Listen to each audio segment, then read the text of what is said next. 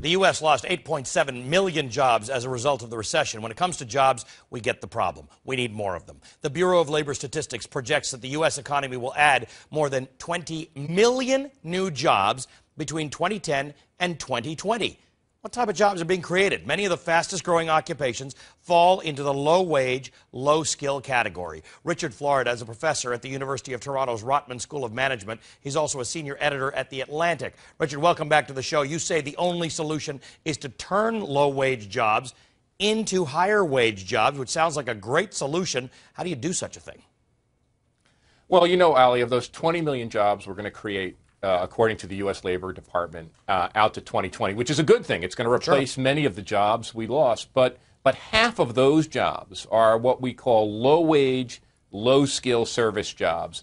They're in personal and home health care, the people who take care of us and our aging parents or take care of our kids. They're in retail sales. They're in food service and preparation. And the conversation in America is twofold right now. We have to create more knowledge jobs and give our people more skills and education. On the one hand, the president's doing that. And we have to upskill and upgrade and bring back manufacturing jobs. Well, if we do all of that, all of those things, we'll end up creating 8 or 9 million good jobs. Right.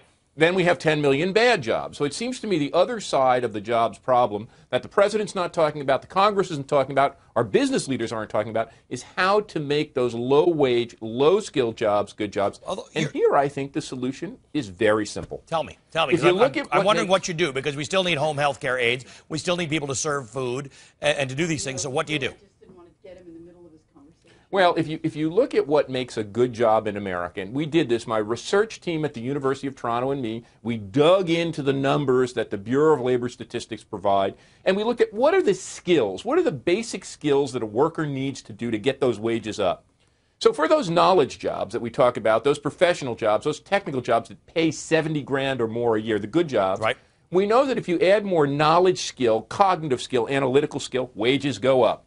If you add more what we call social intelligence skill, team building, leadership, the ability to work well with others, right. to develop others, wages go up. You know what? When we look at the data, those same two skills, you add more analytical skill, you add more social intelligence skill to a service job, the wages in that job go up steeper and faster than they do for a knowledge job. But ultimately, so don't we have to control how much those wages go up? Otherwise, we end up paying too much for things that we assume that we pay less for? Well, I think this is the false dilemma in American life. You know, in the 1920s, when my dad worked in a factory, started working in a factory, he had a terrible job. He made low wages. It took 9 people, my grandmother and grandfather and 7 siblings of my father and his siblings, to make a family wage.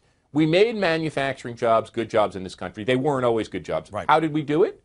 We allowed people to form unions. We allowed productivity to grow up, but we paid more for our cars. What did Henry Ford say? And we have to enable the people who make the cars to buy the cars. We have to let them, we pay more for the car, their wages go up.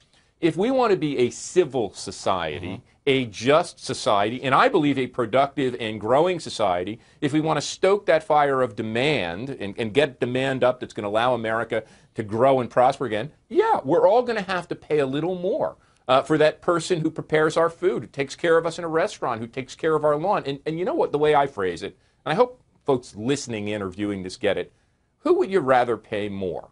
The person who builds your car, who's likely making those components in China, or the person who takes care of your children or your ailing parent or the person who prepares your food? I think we as Americans have to be prepared to pay a little bit more for the services we get.